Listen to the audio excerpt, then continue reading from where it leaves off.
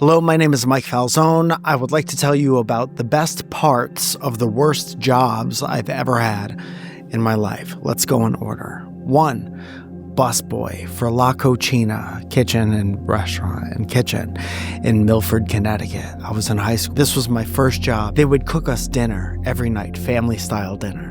One night, I got hives from the dinner, and the owner got mad at me. Sorry, I got hives from your dinner. All I did was put your food in me. I've never been able to track down what gave me hives. As far as I know, the only thing I'm allergic to is amoxicillin. Did someone put amoxicillin in lasagna? People are capable of anything. Everyone hated me at that job except for the sous chef, which brings me to my favorite part of that job, throwing eggs that had gone bad at the building every night when everyone had gone home with the sous chef. Job number 2, busboy, Archie Moore's, Milford, Connecticut, just up the street from La Cucina. Everyone hated me because I didn't know how to do anything. Archie's was and is a big buffalo wings place. Buffalo sauce is so good. Make you kiss your mouth and you finger. People used to order massive amounts of buffalo wings from us during the Super Bowl, at which time you would give them a big old cup of blue cheese. One time I gave somebody a big old cup of sour cream instead of blue cheese, and that guy came from his house into my place of business and yelled at everyone. Said, how could you possibly mix this up? I want whoever did this to be fired, because some people just have nothing going on. I was in the bathroom pretending to shit while I played Tetris on my Motorola Razr phone, which brings me to one of my best favorite parts of the job, playing Tetris on this shitter with my Razr phone. Another fun part of that job was eating people's food that didn't finish. I would do that because they charged us to eat there. Also, drinking ginger ale. Job number 3, ingest operator for A&E. Long story short, I digitized A&E's tape library. That is to say, the fucking Murder, She Wrote was on a little tape. I made it digital so they could play it off of a digital playlist. Now when you see things on A&E, it's running off like Spotify playlist of stuff. That's the era I grew up in. Things were tape and now they're invisible. I sat in a room with 5 other people, headphones on, did not talk to any of my coworkers for the duration of that job. Here were the best things about that job. 1, did not talk to my coworkers for the duration of that job. 2, somehow making more money than any of my friends straight out of college. They paid us like $30 an hour because they knew they were slowly killing us. One time I watched the History Channel in Espanol for 3 months straight. Senor Hitler was muy malo, turns out. Absolute best part of that job was around 3 o'clock every day. I would mix a full cup of coffee with a packet of hot cocoa. Job number 4, camp counselor. Every summer I was a camp counselor.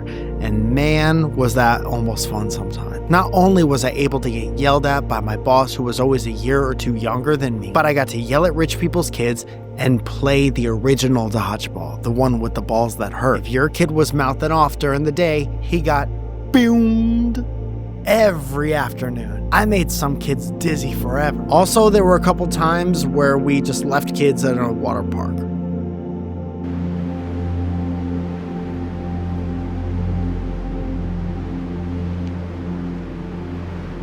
I earned a nickname while on vacation last week.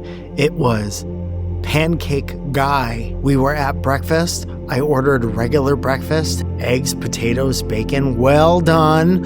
And then I wanted a pancake because we're on vacation and I'm trying to live. We were sitting at the bar. We were flanked by couples on both sides. When my pancake came, a guy to my left from Italy said, "Whoa, that's a big pancake." I said, "Yeah." And he goes, "Just want a pancake, huh? That's all you wanted?" I said, "Yeah." And then I ate the pancake and it was so good. This time of year is considered off-season for Algonquin, Maine. So there might have been 60 people in the town. So you're gonna see people again. And we were walking along the street and who do you know and how did you know that I saw him? The Italian guy. He looks at me from across the street and goes, "Hey, he's a pancake guy." That's who I am to him. I could have been walking out of a burning building holding a puppy and a kid, and he would have been like, "A pancake pancake guy does it again. I didn't know you had it in you. I didn't know there was a room without big the pancakes.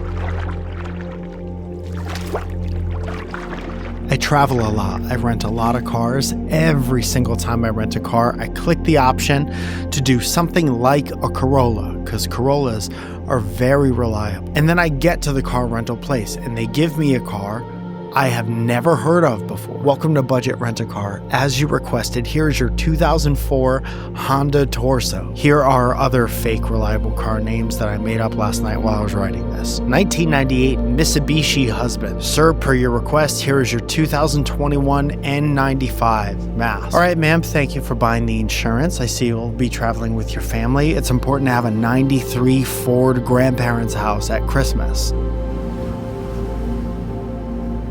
I gotta be honest with you, fall is my favorite season. Especially when we were up in Maine, we got to see the trees and all the leaves, they turn these unbelievably bright and vibrant colors before they fall off the tree. And they might be dead, but they're really living before they hit the ground. Why can't our hair turn bright, beautiful colors before it falls out? What if right before your grandfather died, he looked like fucking 1997 Dennis Rodman? My hair's turning gray. Maybe it's a little thinner than it was. And it's sad because it's a reminder of the passage of time. You look in the mirror and you feel like the same person, but physically your body's getting older and we're dying a little bit every day. And when stuff happens to my hair, I feel like I'm dying from here first. I'm dying head down. I'm dying top to bottom. Anyway, Surrounded Crowd Work Show comes to the Hollywood Improv on the 7th, which is this Friday. Then on the 13th, we're doing Surrounded in New York City. Then I come back to LA, says here. And on December 7th, we're doing a Surrounded Crowd Work Show at the Irvine Improv, maybe the biggest place we've ever even attempted to do that show. Please come to that. Some awesome guests on that. And then January 21st, I'm coming back to San Jose. I'm doing this Surrounded Crowd Work Show in San Jose Improv. We've done it there before. It's beautiful. There's balconies. If we get enough people to fill out the balcony, I could be like, and where do you work? And pointing up. All right. Follow me at Mike Falzone. Subscribe and like and subscribe to it. And you have to subscribe to liking it in order to really do it. Anyway. If you have a question, let me know.